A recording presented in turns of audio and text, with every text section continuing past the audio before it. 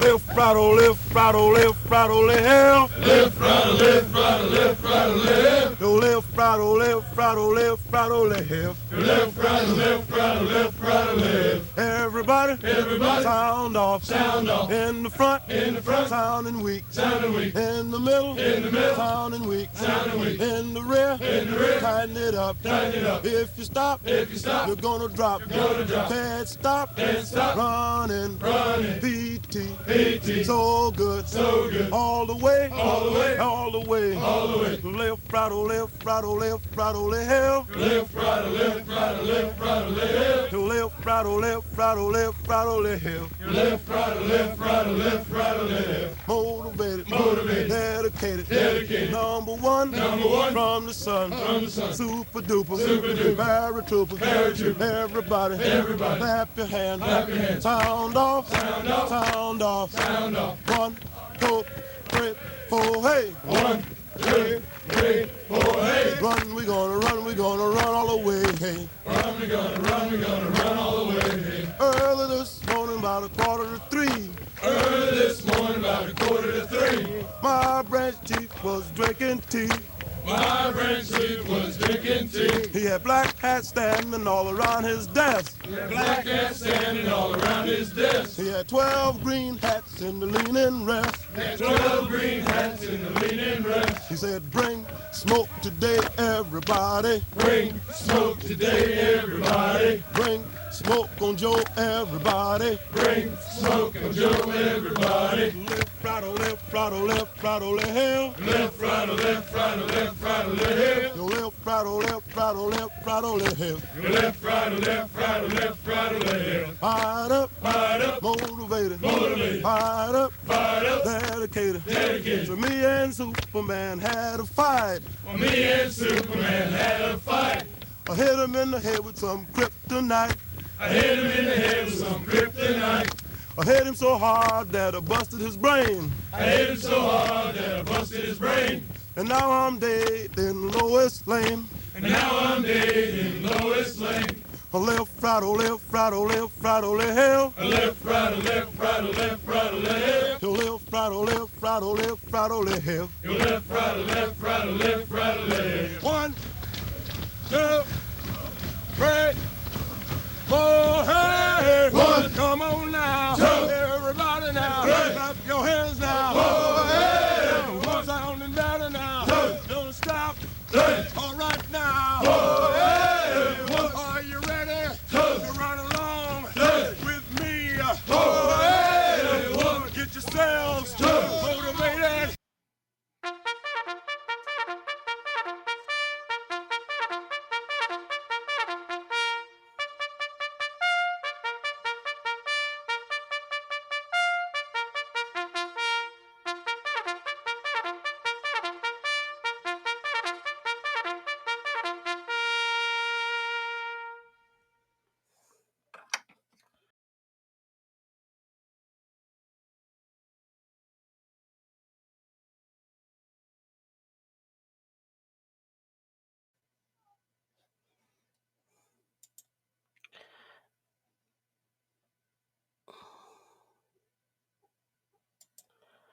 Good morning.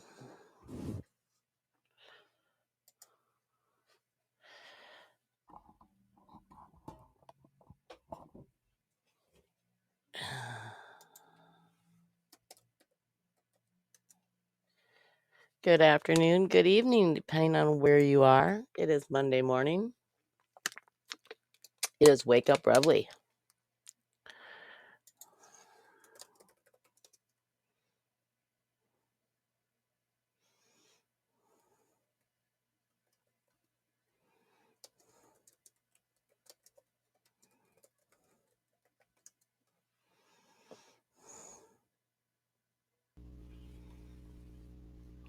Good morning. Good morning. How the heck are you?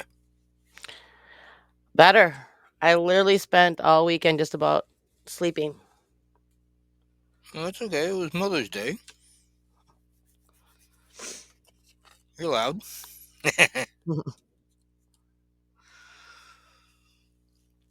Anything else happening? That was literally all that happened, other than we have a pool that is spontaneously creates leaks. So I'm watching I have the glue to fix it, so I'm watching the kids grab little it's like watching an old show, like an old Lucille Ball, Yeah. because it'll have a leak all of a sudden sprung out from the side of the pool. It's old. This was the last year for this pool. And they'll grab like a little container and prop it up next to it to hold the leak.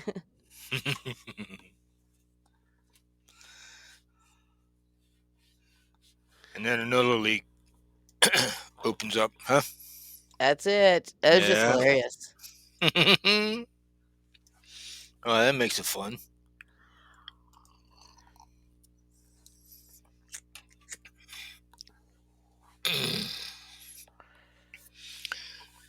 So we had what 23 listeners last week. We did. Wow. And we have 8 live right now as we're speaking. Woohoo! Good morning, people.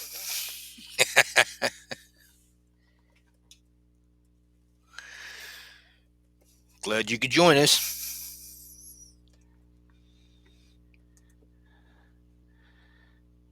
Questions? Not yet. Okay. The chat is always open. The call-in line is always open for anyone who wants to speak. We're more than welcome. So I thought we'd add a little segment in today. Okay.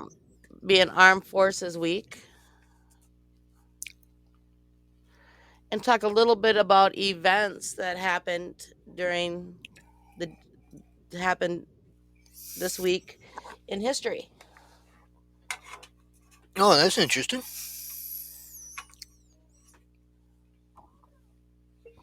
So in 1780 today, Charleston surrenders during the American Revolution.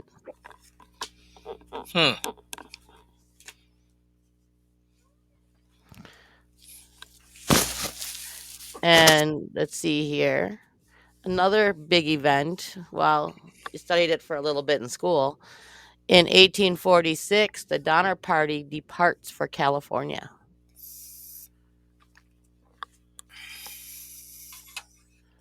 The who? The Donner Party. Okay.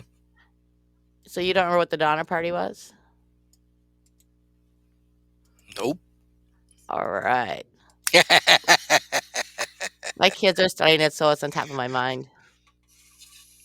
Uh-huh. My son thinks it's kind of cool just because. So the Donner Party is kind of an interesting thing. So they're a group of 87 pioneers set out from Independence, Missouri, heading west on the California Trail in search of a better life. Mm-hmm. It was led by George Donner and James Reed, and they were part of the westward expansion during the America's Manifest Destiny era. Mm-hmm. Are they the ones that got stuck in the Sierra Madres? They did, and they ate each other. Yeah. Okay. I did hear that. I didn't know what it was called, but I heard. I remember hearing about that. So. Yay. Yeah. Let's see All what right. else. So today is whenever they left. Correct. Wow. Little history. Yeah. So another interesting one is the Berlin blockade was lifted in 1949. Mm-hmm. And then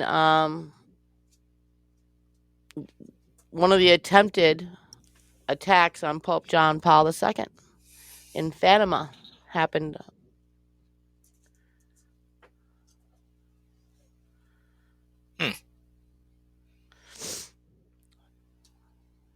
Now, talking about the Pope, okay? Mm-hmm. I got a question about that. The old one Why or the new one? all of them, many of them? Mm-hmm. I don't care. Why do they have to change their name as nuns do, sisters, whenever they join the convent or something? Why can't they use their birth name?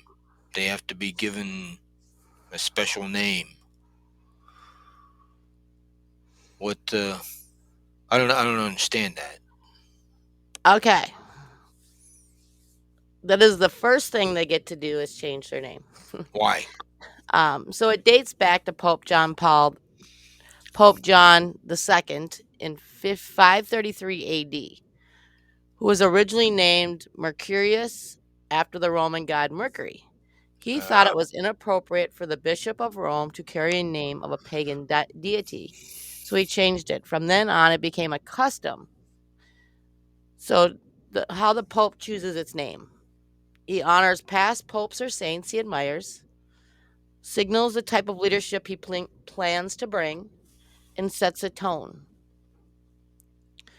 So, a good example is Pope John Paul I honored John the 23rd and Paul the 6th, modern reformers. And Pope Francis chose his name after St. Francis of Assisi, signaling humility, simplicity, and care for the poor. It's supposed to be a spiritual rebirth for the role, showing the kind of shepherd he hopes to be.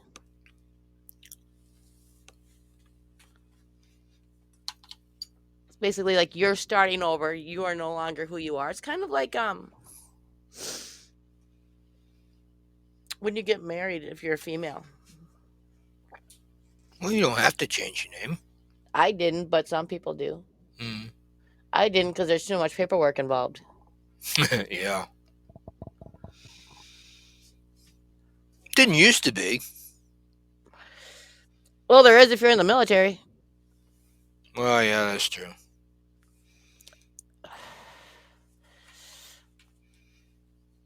Then you had to order all new patches and, Yeah, you got to change everything. Name tags, the whole 9 yards. Yep. Get all new uniforms if your name tag's already sewed on. Oh, yeah. Yeah, okay. Becomes a royal pain in the butt.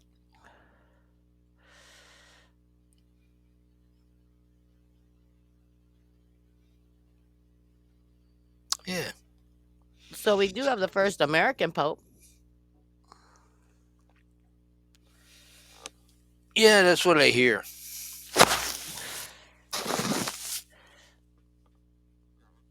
But what's interesting is the highest ranking American in the Vatican to date is a Cardinal Raymond Leo Burke. Hmm. And what's funny about him is he's actually from Minnesota. He was the right-hand man for Pope John Paul II. Mm.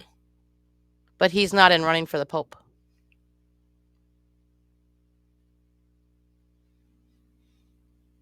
Why?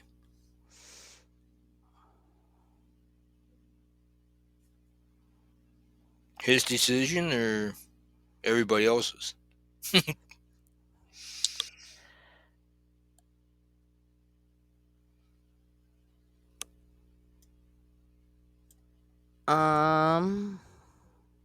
Is that something you can actually choose?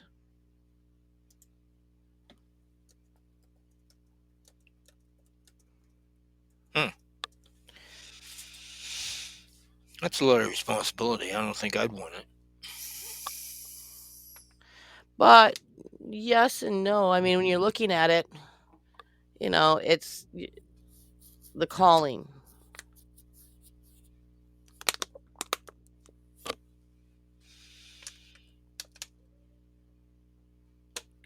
Yeah, Okay, so nothing's black and white though. true. So the big reason is the ideology he's doesn't agree with. He's a critical opponent when it comes to the LGP, the alphabet community and their inclusions, the Mm. treatment of divorced and remarried Catholics, and he often had disagreements with the Pope.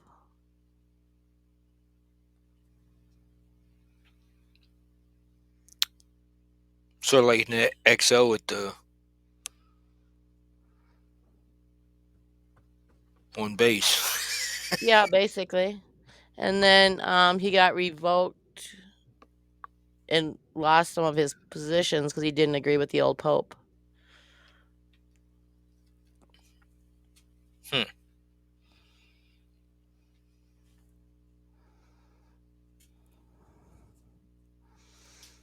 And he supported Trump. Well, that'll do it right there. Yeah.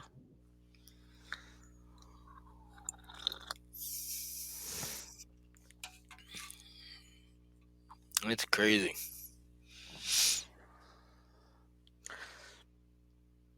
But you got that everywhere. You do. I'm not the biggest fan of him anymore.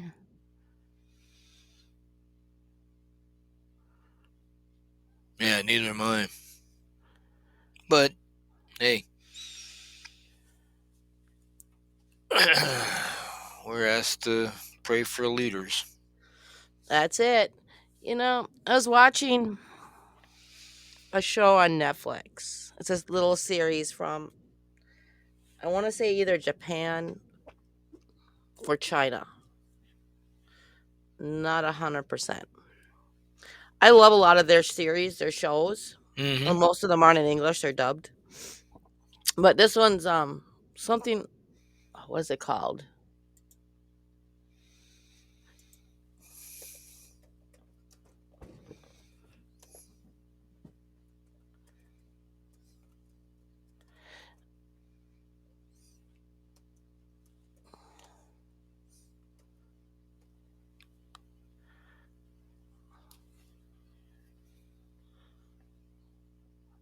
No, that's not right. Something. But it was really interesting.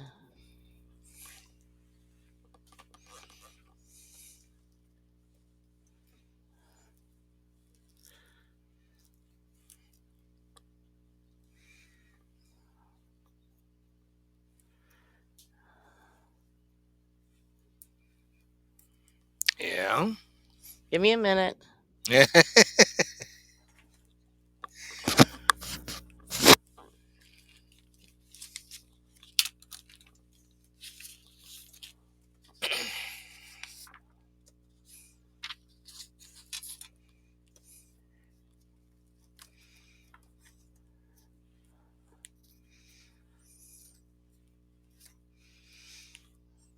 Heavenly Ever After, that's what it's called.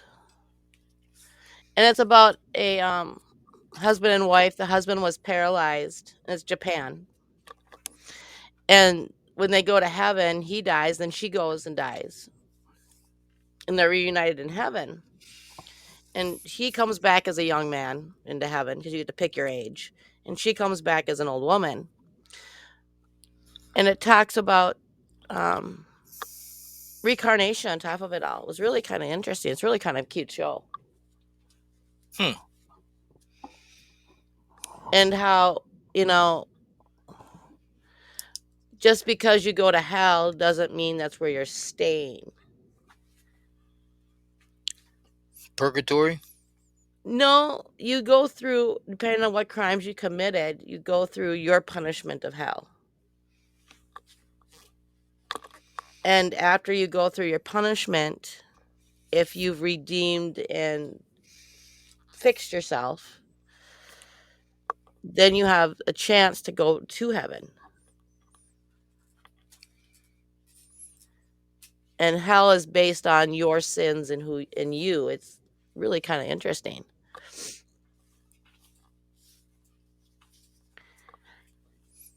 And then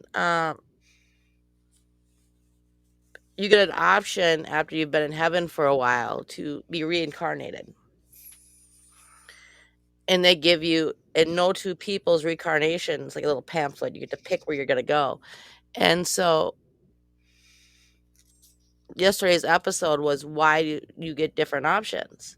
And it was really kind of cool and interested in listening to how they were explaining it. And it's based on not only the life you lived when you were alive, but every time you were reborn, the life you lived then too, and how karma can build up. And how, sometimes bad things happen all the time to one person. Mm-hmm. And it's how you deal with it and overcome it that makes decisions on what you do with your life and your afterlife.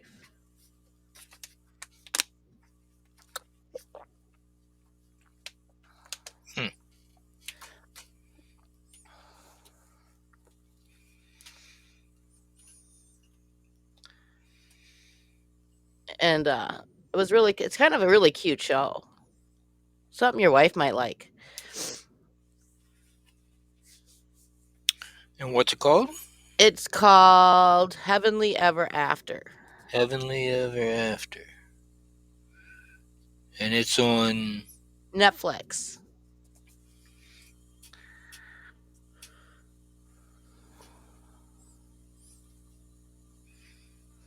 And new episodes air every Saturday and Sunday. And like, this lady was just, so her husband got into a car accident when she was young. And so she became a loan shark, I guess you could call it.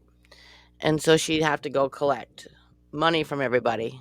And so she didn't lead the best life, but she left a decent life. Like, some of her people, if they died, she would pay for their funeral and didn't always go after their debts, things like that. It was really kind of cute. But like, she befriends a pastor that she's forced to go to because you get so many little grape cylinders for every time you screw up in heaven. And so part of her penance to help her overcome was supposed to go see this pastor. And he ended up dying when he was 5 years old. And he became a pastor because that's where he died, was in front of a church. He froze to death, basically, because he was abandoned. And it's going into this whole new area of, how this pastor, every time something good happens, something bad happens. So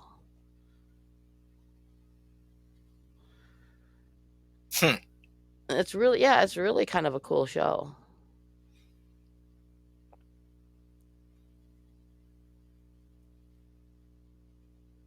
Sounds like you could really mess somebody up, though.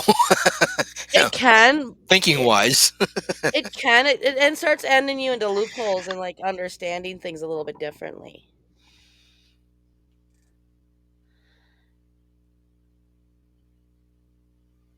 It's looking at things from a different perspective. Understanding, how life is not perfect and things happen, and how to just look at things differently. And the other messaging kind of in there is how we are so susceptible to messaging. Oh, And yeah. how, our thoughts and patterns can change based on how we interpret messages on, like, the news.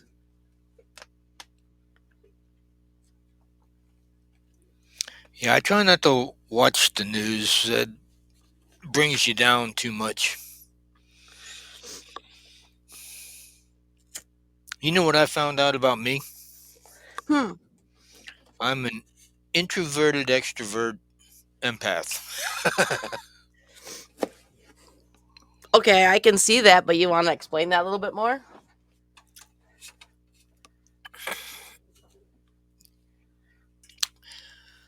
At first, whenever I go someplace new or meet somebody, I'm pretty quiet. Mm-hmm. But then, if I keep seeing them or going same places that they go to or something, or they ask me to help out or hang out or whatever, and I start opening up a little bit. But the more I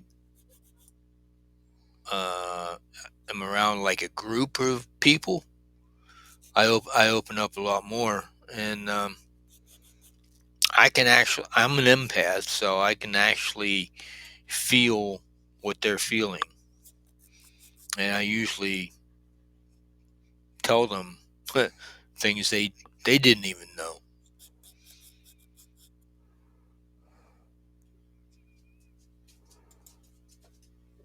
That's my superpower. Well, not only do you feel it, but you understand it. Like even like when we talk, like when I'm having bad days, you seem to pick up on it. Mm, hmm, you could say that, I guess.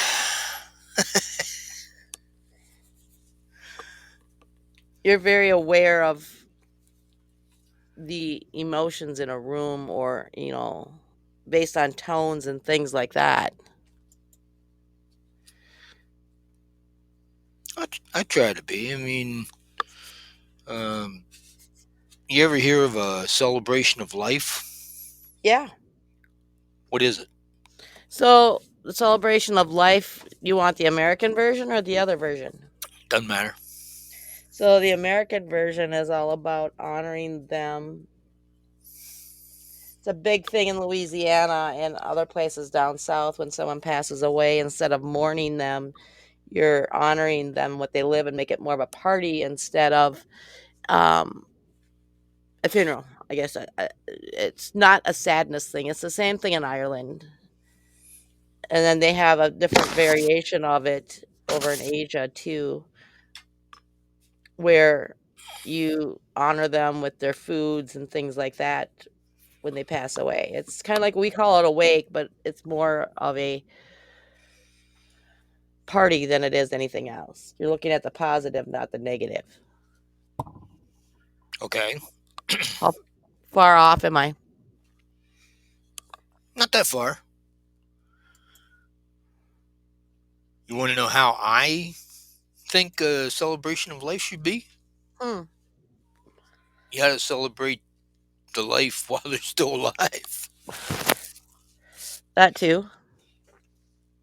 I mean, after all, life is a precious gift, and it's a journey filled with what do you want to say? Opportunities to rejoice and make memories. Hmm. And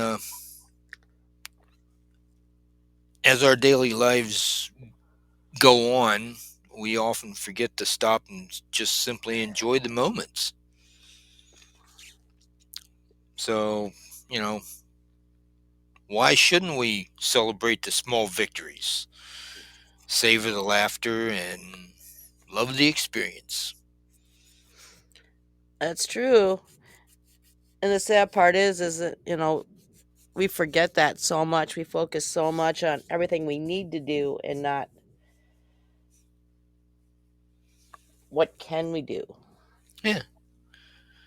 So, I try to encourage people. I mean, I want them to not just be happy, but to enjoy the joy that surrounds them. You know, um, I want to honor them while they're still alive. because all too often we go too fast, and like the Christmas present spirit says to Scrooge, there's never enough time to That's say or true. do everything we want to get out, you know? And that's the sad part is we really didn't learn from COVID. We were in isolation and so many of our family was stuck in like nursing homes. We couldn't visit, we couldn't see anybody, you know. Right. And we haven't changed much. I know. Why? It seems like we became more self-absorbed in our own selves. Yes.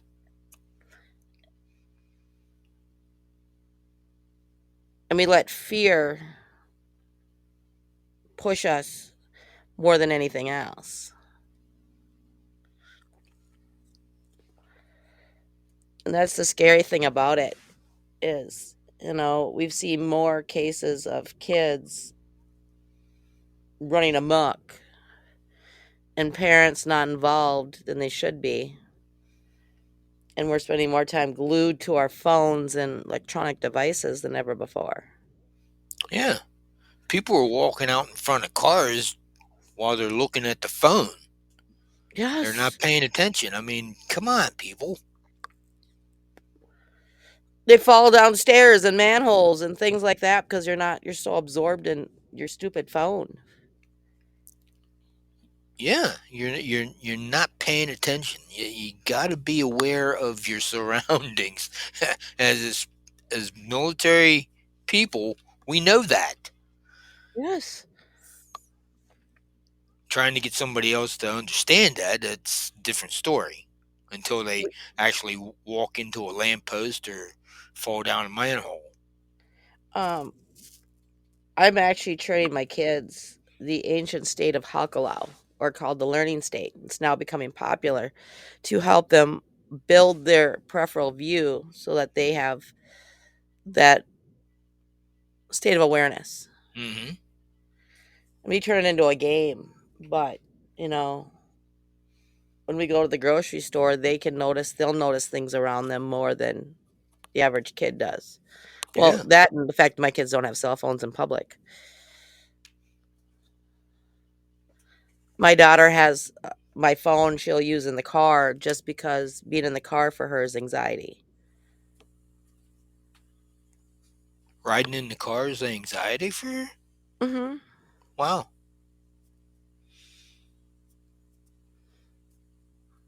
That's interesting. Um yeah, she gets really nervous in the car.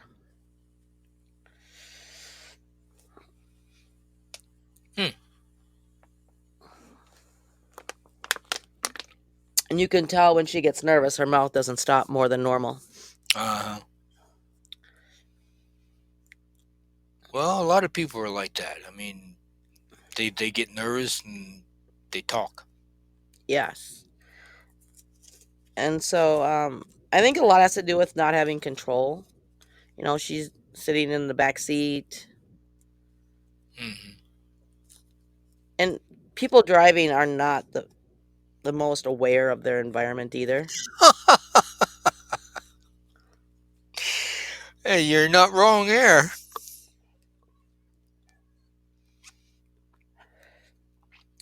Whoever thought it was a great idea to eat as you're driving, like spaghetti or food, real food, not just Or a sandwich. put your makeup on. Yes. What is wrong with these people? Good night. You know, I saw one guy. He had uh, he had his phone on his dash, mhm. and he was watching a movie while he was driving. What is with that? I don't know. We have audiobooks for a reason. Yes. Or if you're gonna watch a movie, don't do it in a moving vehicle. Right. Do it at home. Yes. People No, it's just like stop amazed. signs are not a reference. They're a thing. Yeah.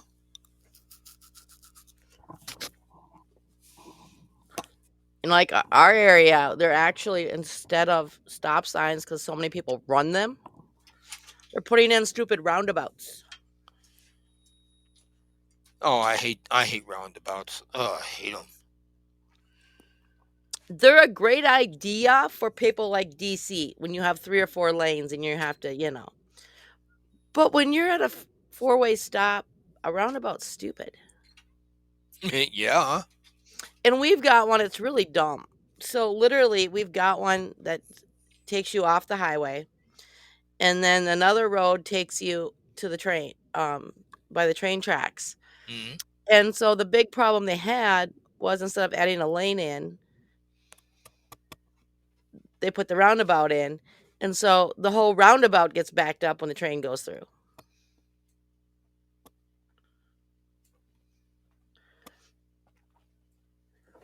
Because you can't move. The train's going through.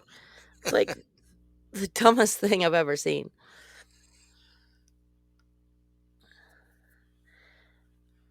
I've seen videos where people tried to go around railroad crossings, Mhm. and just as they get on the tracks, man, train comes by. Yeah. Can't you see the stupid train?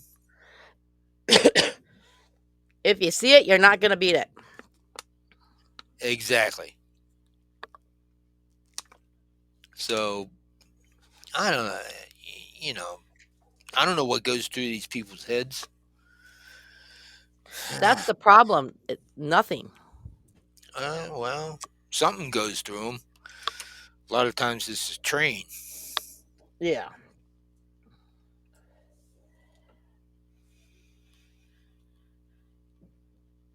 So those of you who are listening to us, don't cross the train tracks. If you can see it, it's like the warning on the mirrors. The object may be closer than it appears. Yeah. If you can see it, you're not gonna beat it.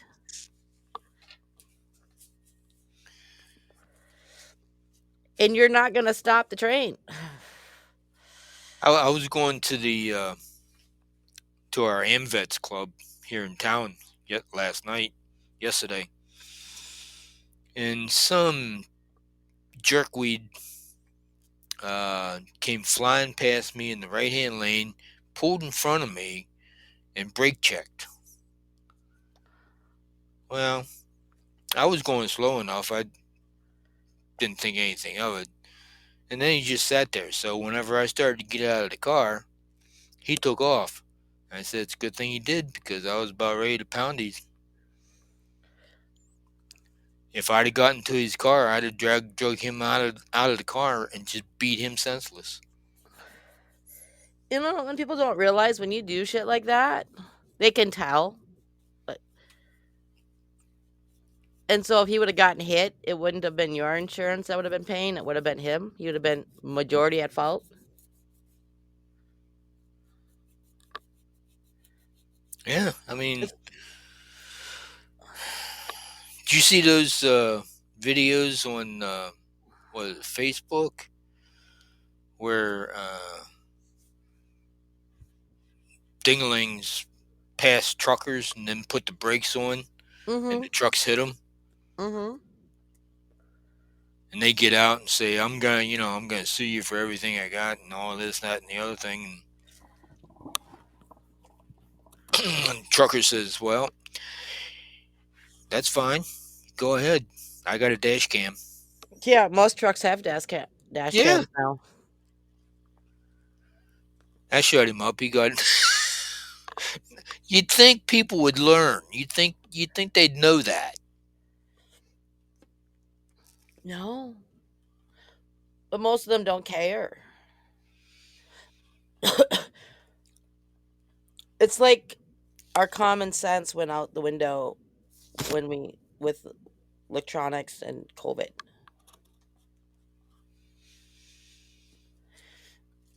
And we got 10-year-olds stabbing homeless people now that we've never had before. Mm-hmm. Why? And I don't get it. I don't either. Our kids aren't learning right and wrong. They're not. And I truly believe a lot has to do with the home environment where the parents are just too busy working or whatever to actually. But I also blame a lot to do with the developmental phase when we're in this age of, self soothing. You don't Mm. hold the babies anymore because it teaches them to be spoiled.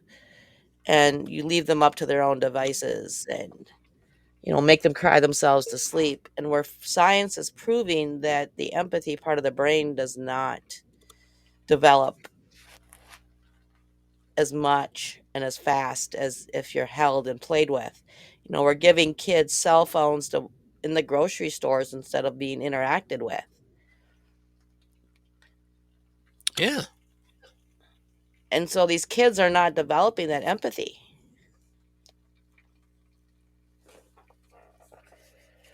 We're raising generations of psychopaths. Lack of a better way to explain it. They don't have this whole empathy anymore. So what's the difference between a psychopath and a sociopath?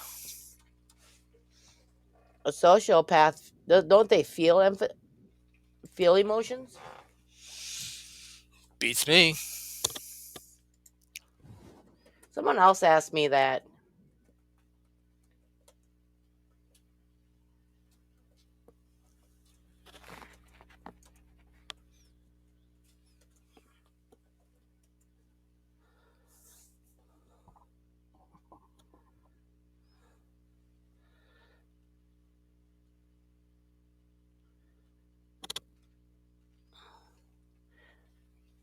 So a psychopath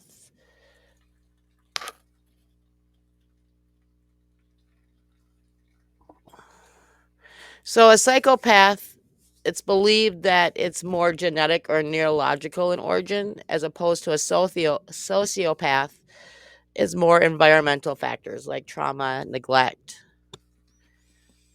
Sociopaths or psychopaths are cold, unemotional, lacks empathy entirely. Where a sociopath are hot tempered, may form they can express emotions, where a psychopath does not. Hmm. Okay. Psychos have no conscience, no guilt or remorse. Hmm. They may feel guilt, but not enough to stop the behavior. The biggest thing is when it comes to like crimes, Mm-hmm. they plan them meticulous and they are able to feel or appear normal. Where the socios are more impulsive and sloppy. Um,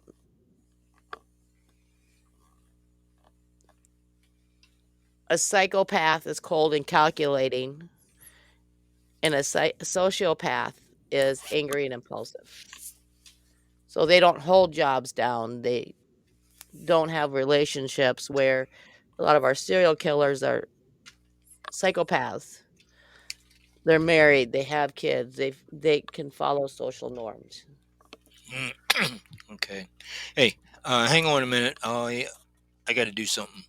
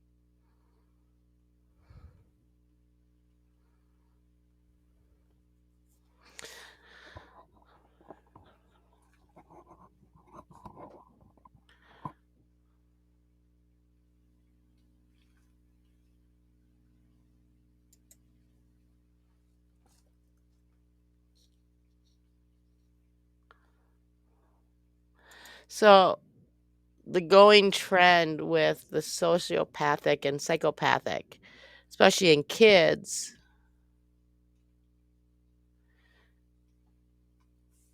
is kids tend to be more sociopathic with impulsivity issues, poor regulation. And a lot has to do with unstable environments and trauma filled, especially when it was inconsistent discipline. They're filled with anger and defiance, doing dumb shit and risky behavior.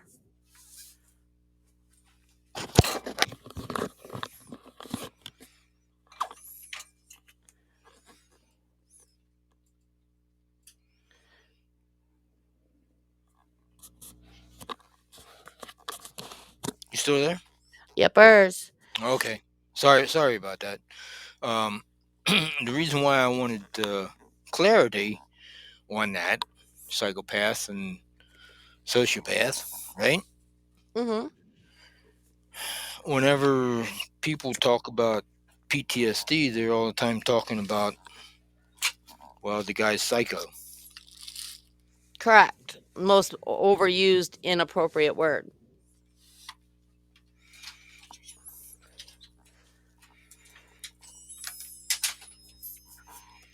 Right. So they're not psycho. I mean, PTSD is not, I guess, I don't know. Yes and no. Know what I mean? And it depends too, like, so PTSD is not the same as psychopathy or psychiatry or sociopathy. It mimics similar traits, and that's why they call it psycho. But the thing is majority of the time the issues are caused by trauma. Mostly combat, but sometimes it doesn't. It could be, things that happen, and then we gotta look at too, is it a flashback when these things happen? Right.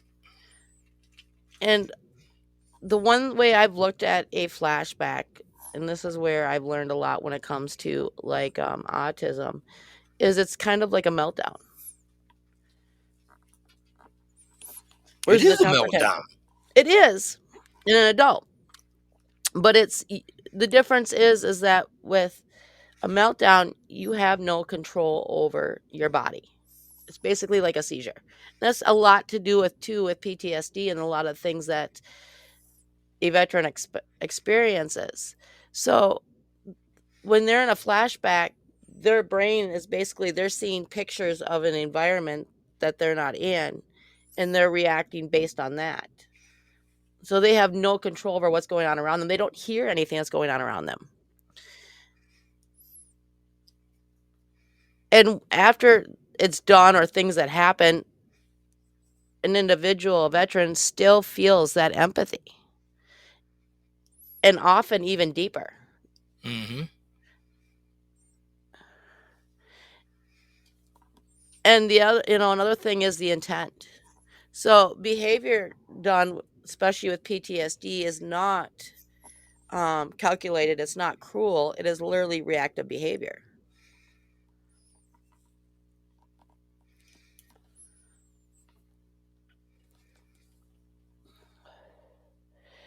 And this is the one big push that me and a few other organizations are trying to do to help, because there are help for PTSD. But the help we need to do is get it out of the psychotherapies. Yeah. It's not a psychological disorder, it's a neurological disorder. Your brain is stuck. And basically you are stuck in an on switch. And when you're stuck on that on switch, you're at that heightened state of awareness. It's like being in combat all over again. Mm-hmm. Well, you're stuck in time loop. Yes. But you're stuck in that fight, or Or flight. there you go. You got it. And we've had really great success using things like cognitive behavioral therapy or EMDR or NLP, timeline therapy. And I use timeline therapy. I actually had it done to myself. And so, like, my biggest trigger was the smell of smoke. And I could tell you exactly where a fire was somewhere and what was burning based on just smelling it. hmm And I couldn't have bonfires. I couldn't eat barbecue. I couldn't grill. I grilled for the first time this year and ate the Cool. food. And with timeline therapy compared to psychiatry, is psychiatry you're talking about it. You're talking. Yeah. And every time you talk about a trauma, you're reliving that trauma. And you're reopening that door. And that switch is staying open. When you use timeline therapy, what you're doing is you're looking at the events. And you're looking at it from a third party. It's like looking at it from a movie. And when you're looking at it that way, you're releasing the emotions that are attached to it. So it's like a matter of fact, this happened. All right. But when you don't have the emotions charged to it, then you don't have all the other effects to it. So you're not forgetting what happened. You're just not emotionally attached to it.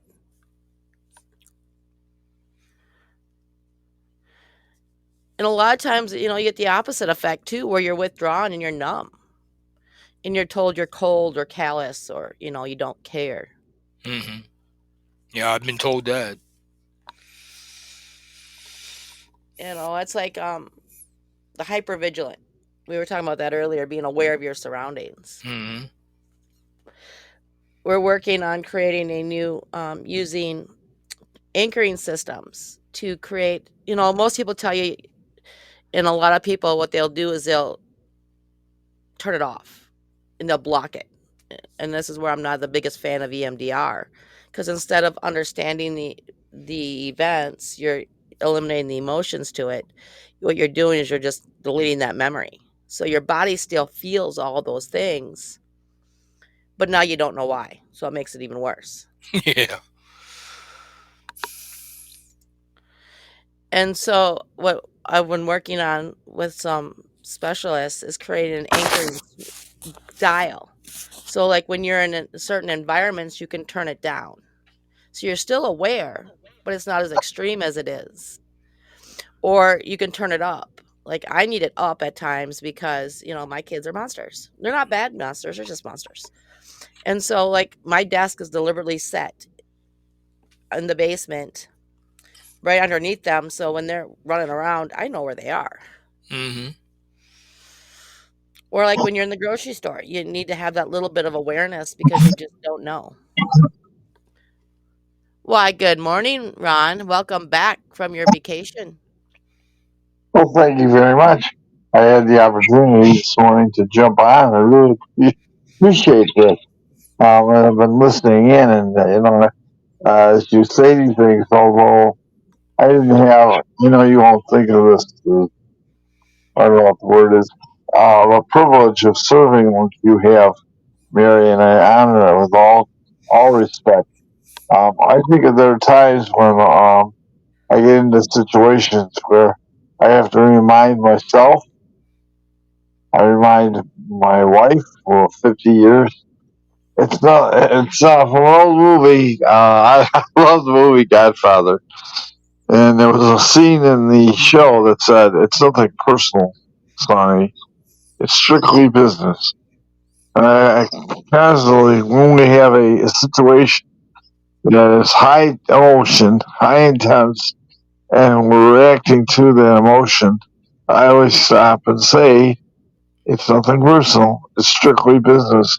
I try and force something into a business mode because I can operate. That's how I do what you're suggesting.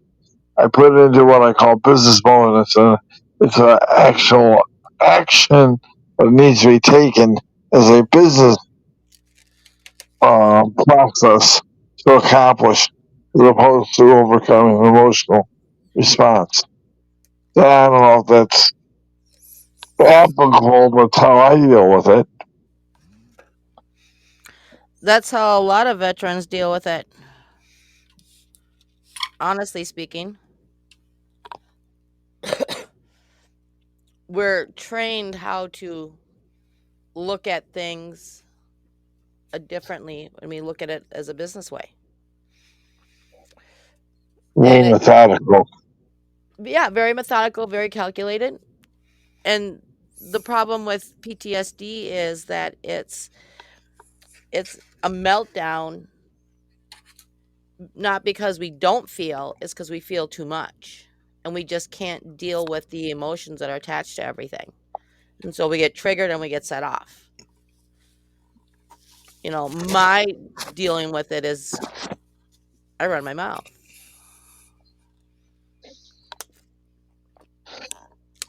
I get Well, let's take overwhelmed, it my brain down. shuts down. You are in a constant state of dealing with it, Mary, because it's obvious. But I'm so proud of you that you are capable of doing that. I'd like to offer there really is one more other way of helping, and another tool. It's not a tool; it's part of my life. Is in our faith, in my faith, I've come to rely totally on trusting that the Holy Spirit is going to intervene. Um, Before, during, and after the cruise, we've had some real issues. By the way, I came out of the cruise having some issues myself. Having dealing with after my stroke. I'm going this week or next to the throat pathologist, trying to get him work on my throat so right now I'm choking. And I have to deal with it. I'm mentally sharp and physically well, but it's hard to talk. So appreciate your being patient with me, but it's something that I have to deal with, overcome. And it's not unlike someone who has to deal with something that's you're constantly reminded, but you have to stay in control. And between my faith, my wife, and people like yourself, Mary, that force me to control or find a way to control it. You in my life makes an incredible difference. And I think everybody needs someone in their life to help them to accomplish that.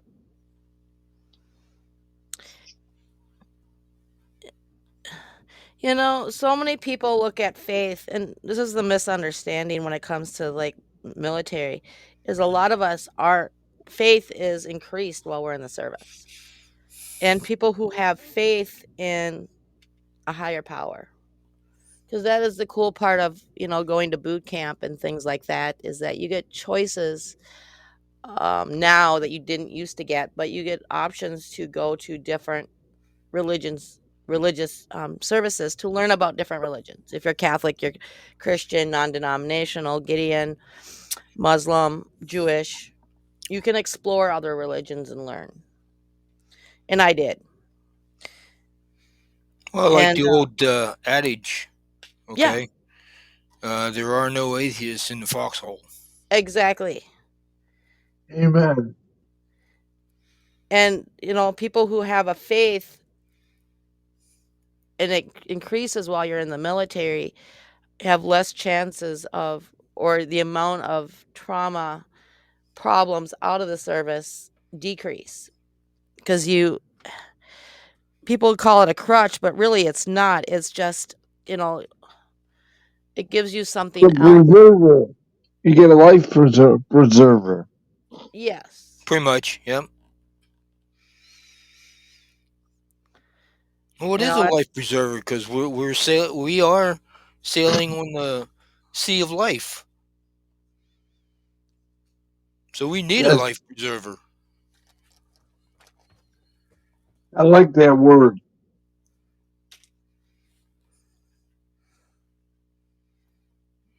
Which one? preserver. I like. Yep.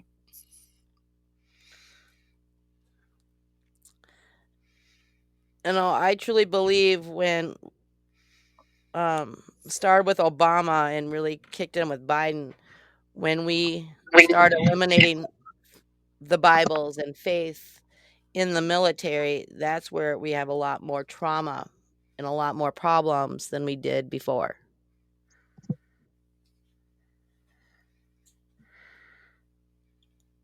And a lot of times, a lot of kids would go to church services not for faith to begin with, but it was just a break from the military. And they developed that faith as they went.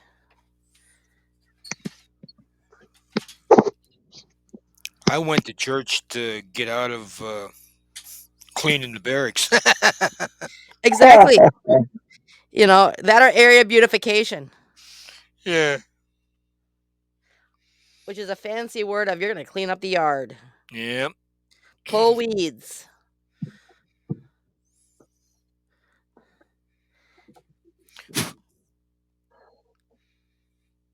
But you got something more out of it than you thought you would even though you used it as an excuse to get out of something else. True. And does it really matter your reason why you started as long as you got something out of it? Well, it's like a child. I mean, they pick up on things that you didn't think they'd pick up on, and you pick up on things that you didn't think you'd pick up on. That is true. So, It's all double-edged swords, and you just never know how, things go. Yep. And understanding faith and why it's so important. And it's just believing in something other than yourself.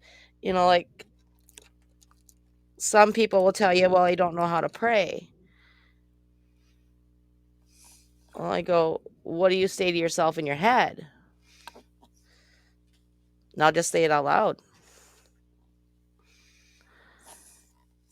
Confession is basically all the words you say in your head out loud. Nothing about prayer is you actually listen. Listen for the Spirit to speak to you. And would be surprised how often He is. And you find that out when you really learn to understand and hear Holy Spirit speaking to you. It happens more regularly. And you get more guidance than you ever thought you could have. I just was never a person. I believed in God. And before I understood the relationship that I have with Christ today, I didn't know that He was talking to me. I hoped, I use the word hope, which I'm the president of the foundation called Hope. Back those days, it was a hope. And now I can say that I know. And right now, it's really hard. When I had my stroke 4 years ago, it affected a lot of things. It affected my throat from breathing, swallowing, and I choked.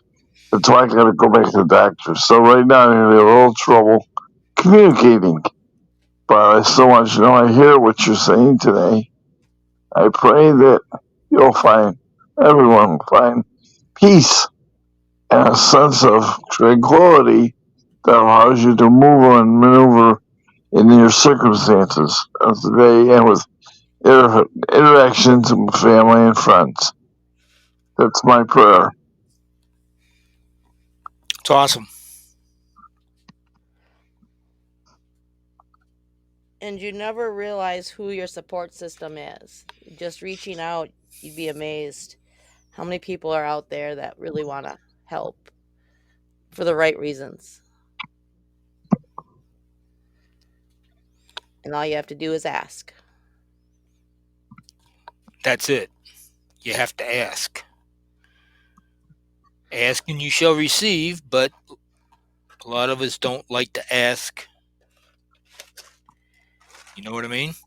Well, and that's, a lot has to do with, we have this misguided misconception about how,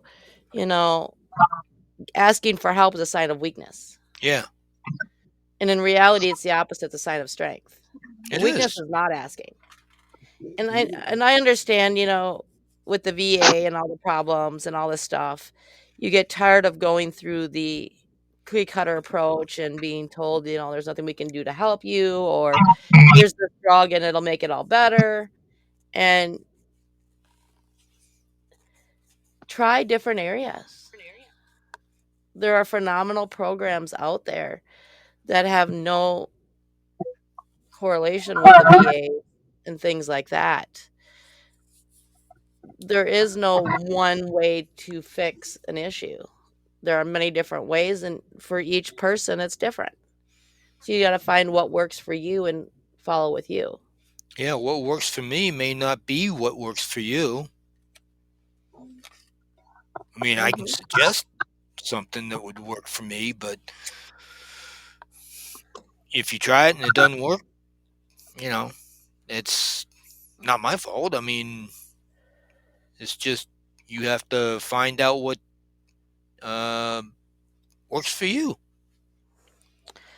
So coming up on the website for this radio show, along with the Hope Collection, which sponsors the show, there will be a series of different directories for resources for help.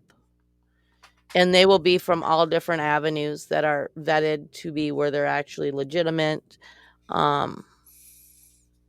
from NLP to timeline therapy to psychiatry to talk therapy, different avenues for help. That's cool. So it won't be a one size fits all, but so try them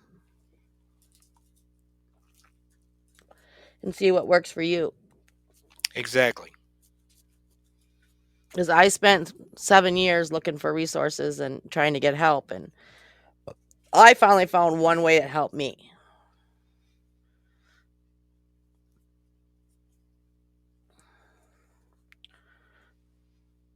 So I'm putting a list together from all different things, even support groups.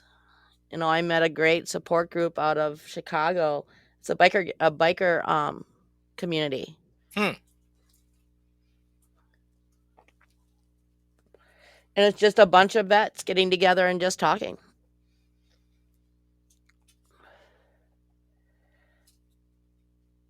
And for some, that's enough.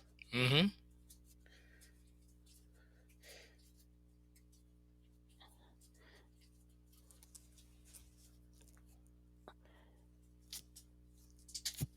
So we are over time for today. Yep. So join us next week. You never know where the conversation is going to take a turn. Amen to that. Yep. That was a fast hour. It was. Seems like it's getting faster. That's the problem. You start getting your head wrapped around it, and all of a sudden, boom, it's over. It's like, wow. Yeah. Start taking notes and bring it up next week. Mm-hmm. So have a good day, have a good night, and remember there are resources out there. So please reach out. You can follow us on the Skylar Network. And if you're looking for resources, follow us there, and there's someone available to reach out and point you in a direction you need to go. Exactly. So have a good day, have a good night, and we'll see you here next week. And join us tomorrow for Travel Tuesday. And following our Armed Services Week, we are talking about discount and free travel available to service members, current and former, and their families. Exactly. Yes. That's good. I'm going to send you tomorrow after the show a link to free cruises for veterans. Alrighty then. Among other things, different discounts to free tickets to different events, things like that.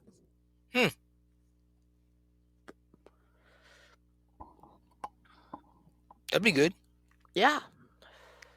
So have a good day, have a good night, enjoy your week, and remember, think a soldier not for their service, but for their sacrifice. Exactly. Because we look at it better if you understand the sacrifices we're making, not for what we're doing. Still making. Correct. So bye for now. Have a good day. You too. Alrighty. See you next week.